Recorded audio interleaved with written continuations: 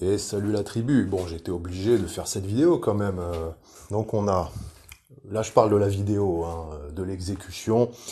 On a un mec de 17 ans en voiture, dans une belle voiture. On pourra y revenir après.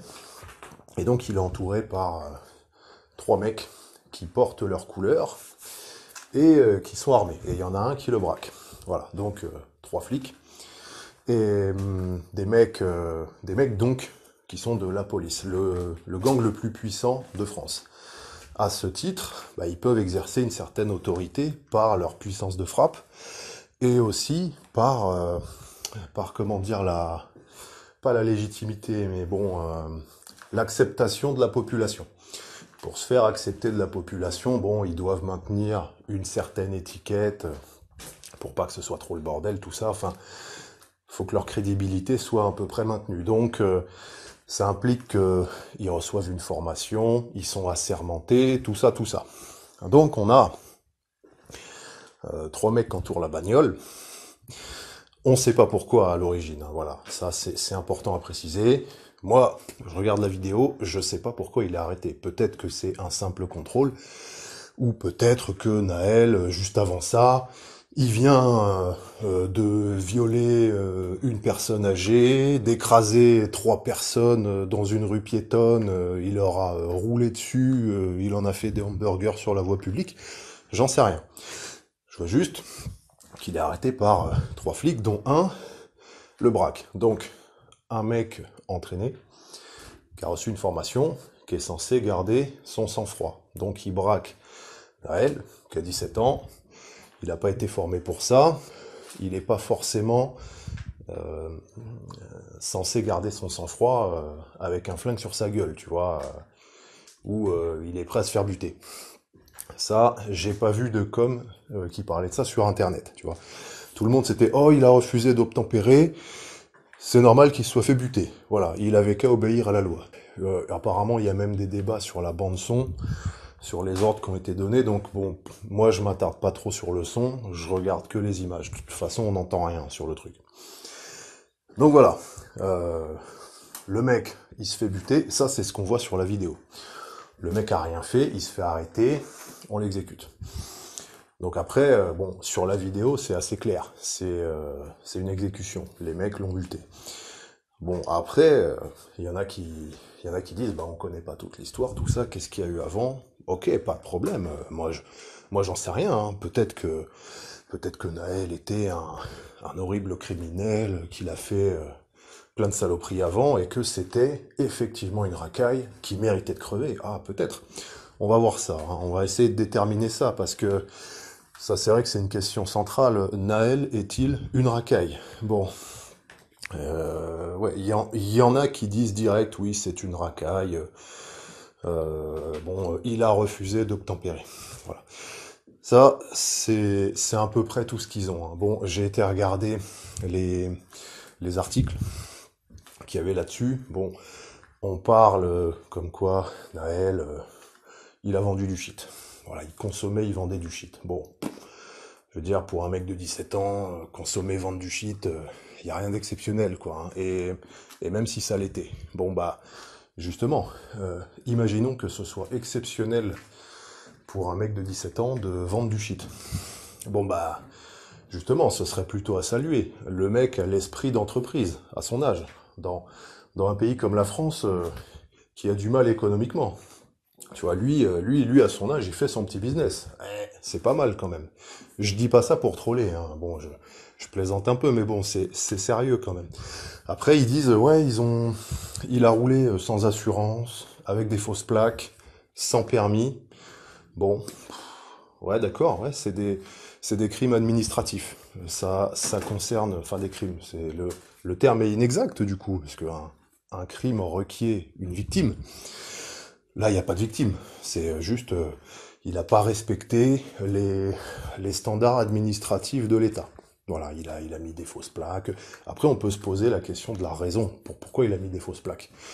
Ok, est-ce que c'était pour éviter de se faire flasher parce que il en a plein le cul de recevoir des PV, ou c'était pour aller, commettre un cambriolage ou faire une saloperie. Bon, ok, là on n'en sait rien, on nous parle juste de fausses plaques, ça peut être pour des tas de raisons.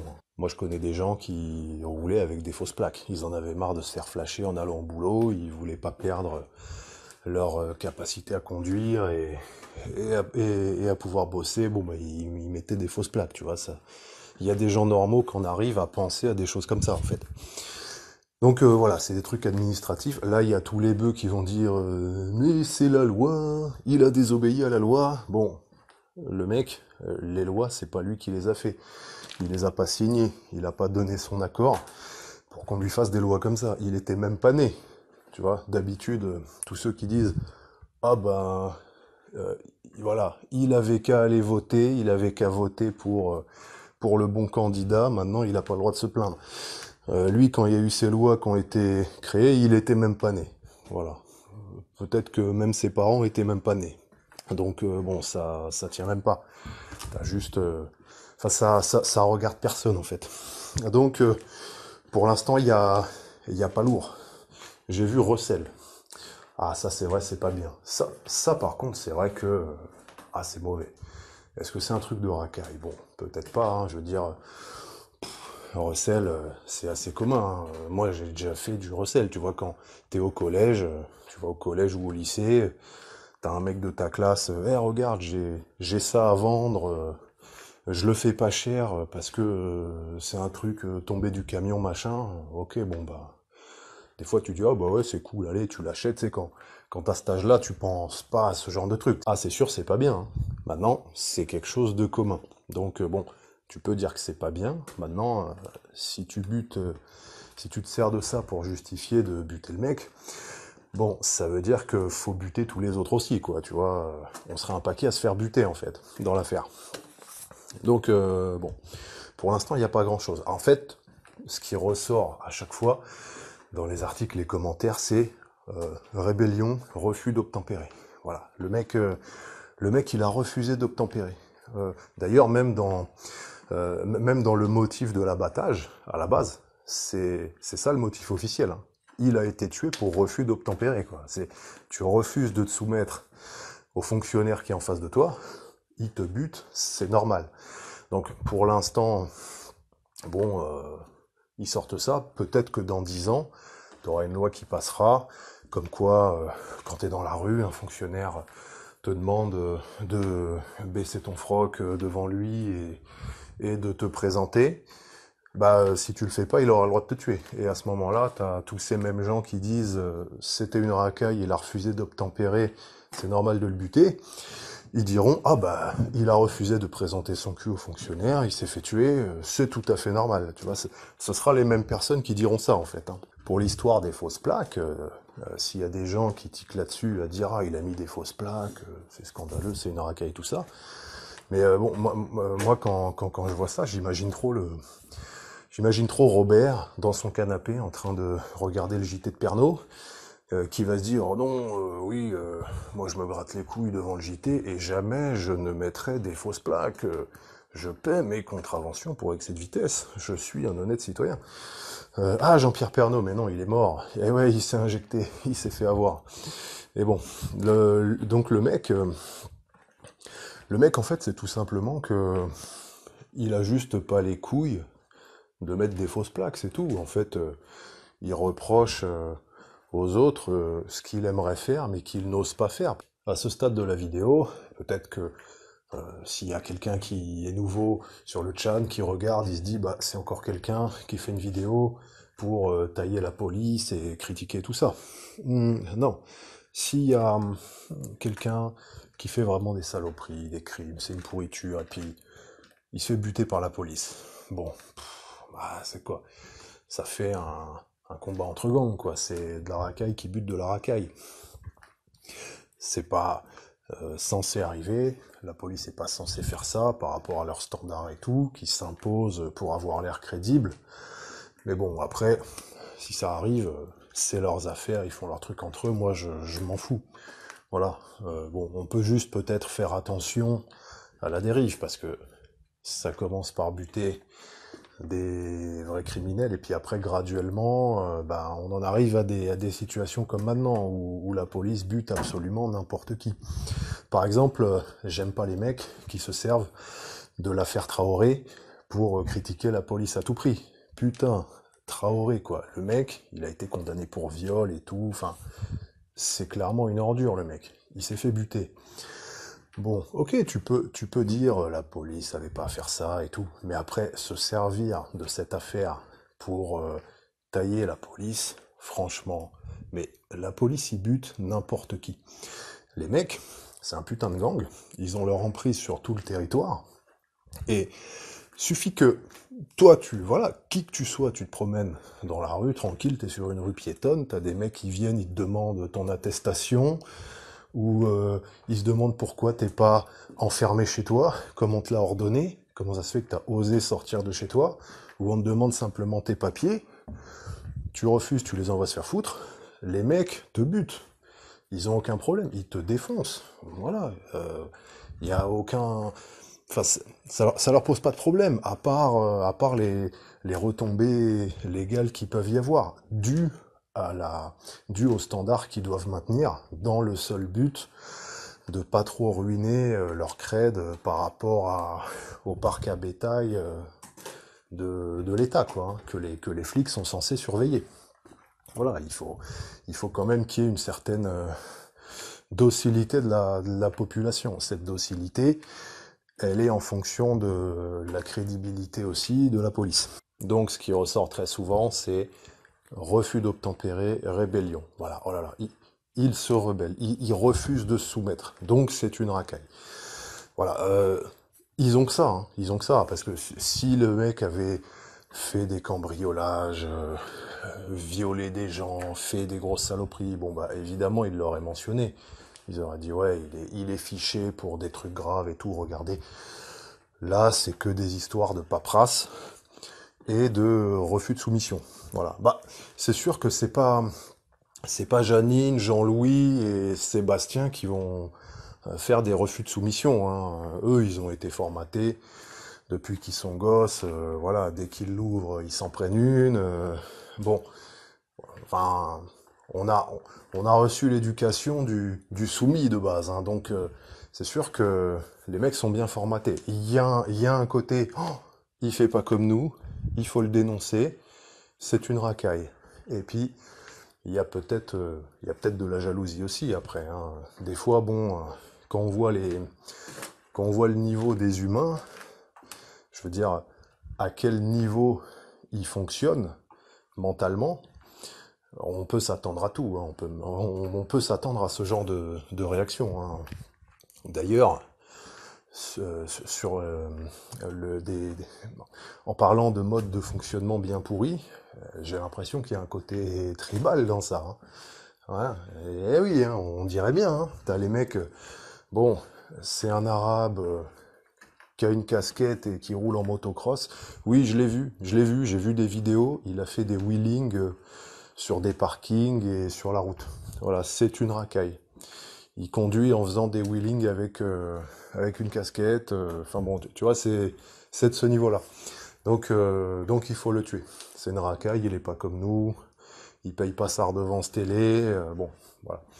Et Aldo a fait un sondage où la question c'était, faut-il, pensez-vous que un flic doit avoir le droit de tuer à sa discrétion euh, un jeune maghrébin? Voilà. À sa discrétion, pour n'importe quelle raison. 37% des gens disaient oui. Voilà, c'est balèze quand même, c'est assez énorme.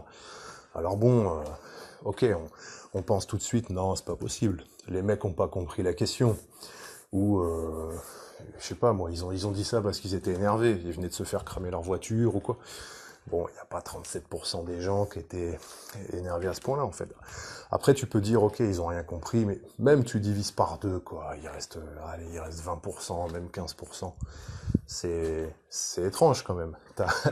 Ça veut dire que s'il y a des gens qui pensent ça, qui est le truc extrême, eh ben, tu vas avoir peut-être 50% de la population qui vont penser des trucs peut-être moins poussés, qui vont dans le même sens de réflexion.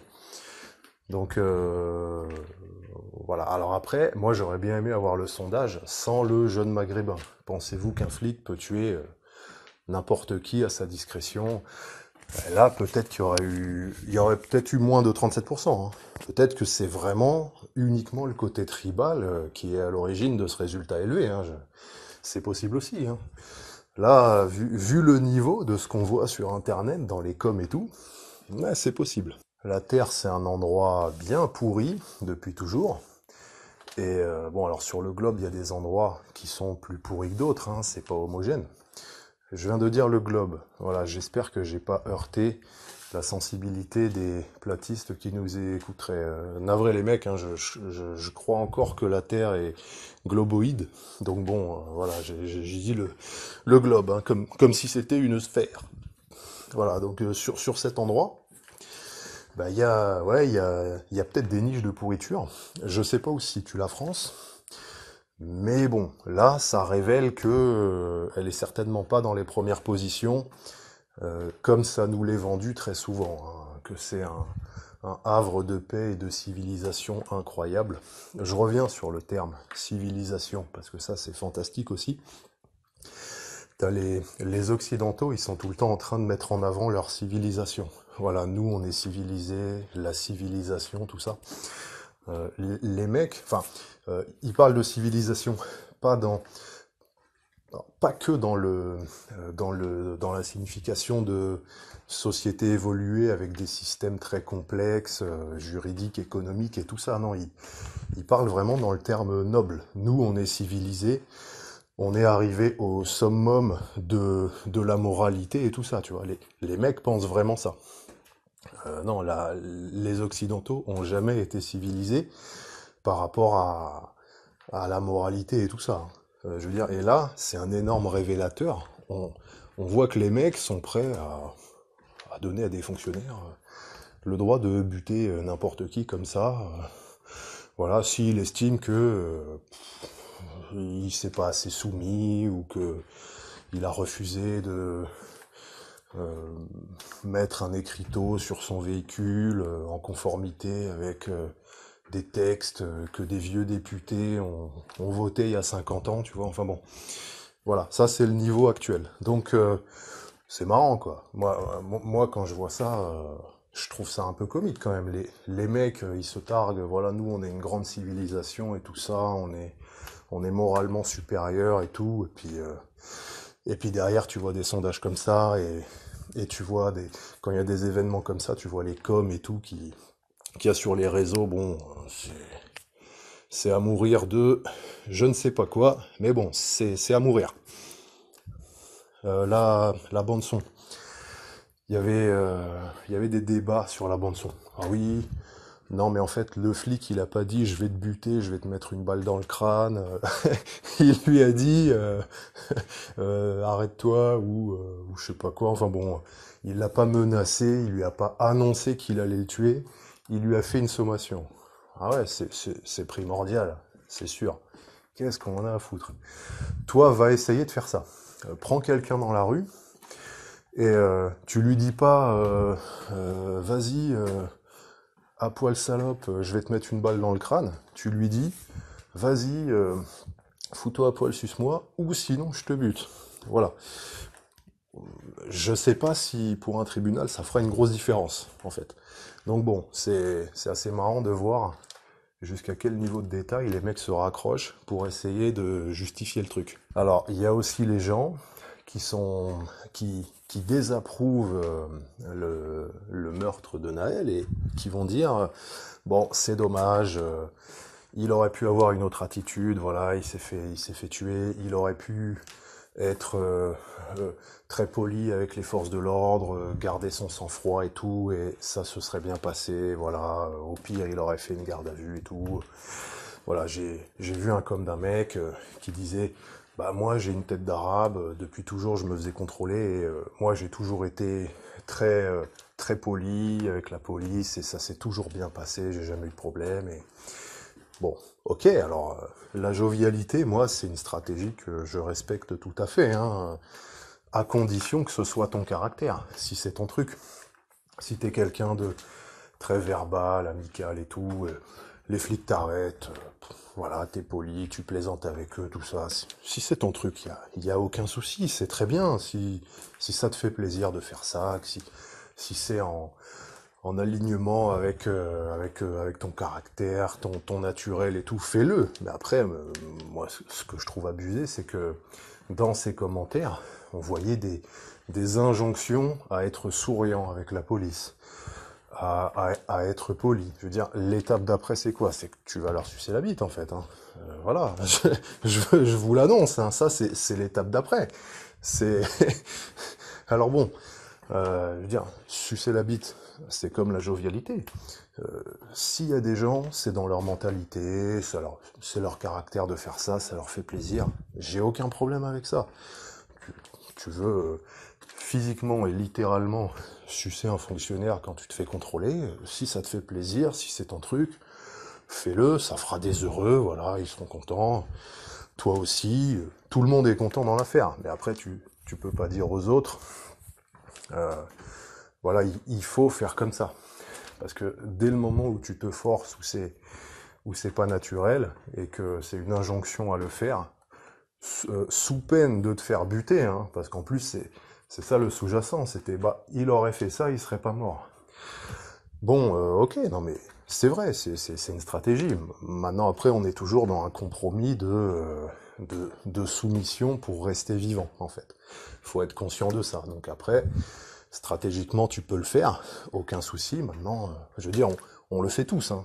Mais sinon, on serait tous morts. Les flics nous auraient tous butés déjà. Hein. Il y aurait plus d'humains, il y aurait plus d'humains sur Terre. Hein. Une fois qu'ils nous auraient tous tués, après ils se buteraient entre eux et tout ça. Enfin, tu vois, si personne se soumettait pour rien du tout.